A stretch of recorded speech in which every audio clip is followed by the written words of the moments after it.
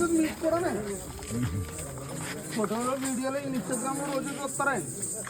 సతీష్ నీకు తెలుసు కదా ఈయన ఈ ఊరు అలా తీసుకొచ్చేవారికని తెలుసా? గుర్తుందా? అలాగా 20 ఏళ్ల క్రితం అంబాయిపేట వాళ్ళకి డప్పులోళ్ళకి మా అన్నప్పుడికి గొడవ వస్తే వీరన్ శెట్టి గారు సీన్ గాడు ఒక కళాకారుని కొట్టాడు జమీందారు గారు సంవత్సరం. అది అందుకే నేను కేకేసాను, ఎందుకంటే సాకలలో మీకు తెలుస్తుంది కదా. ఆ టైంలో సవాల్ చేసి ఇక్కడ వదిలేశారు, ఈ ఊరు ఎవరు సంబరానికి రారు, మీ ఎవరో కూడా చెయ్యరు, మాకు సంఘం ఉంది, మమ్మల్ని కొట్టారు కాబట్టి. ఆ రోజు ఏదో రాంగ్ హ్యాండ్లింగ్ సంబరంలో జరిగింది.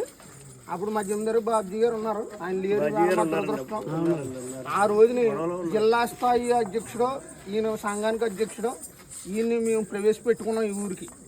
మేము చేసి పెడతామండి, మీకు ఏదైనా వచ్చినా మేము మీ మండలం నుంచి మేము చూసుకుంటాం, మీకు ఇబ్బంది లేదు, మీ సంబరం మేము చేస్తామని చెప్పి ఒక 2 సంవత్సరాలు కరోనా ముందు వరకు ఈయన నడిచింది. ఈ లోపల మా ఊళ్ళో కూడా కర్రగాని ఈయన ఒకడు, ఈయన ఎవరు సతీష్ ఒకడు, ఈ తర్వాత అలా అబ్బాయి ఒకడు బయలుదేరారు.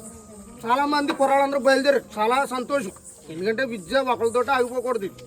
కానీ ఒక ఊరికి ఒక చరిత్ర ఉంటుంది.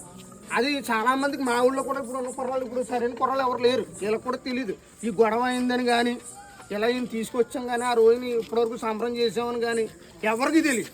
కానీ సీనికి తెలుసు. ఈ లోపల వీళ్ళకి కొంచెం వివక్ష వచ్చాయి.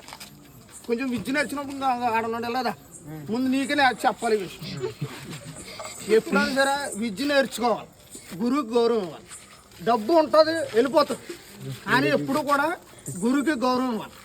ఇలాంటి గురువు ఎవరంటే మీ అన్నయ్యకైనా మీ సతీష్ కానీ ఆయన గురువు ఎప్పుడు శిష్యుడు పాడైపోవడం అనుకోకూడదు, శిష్యుడు వల్ల గురువు కూడా పాడవకూడదు.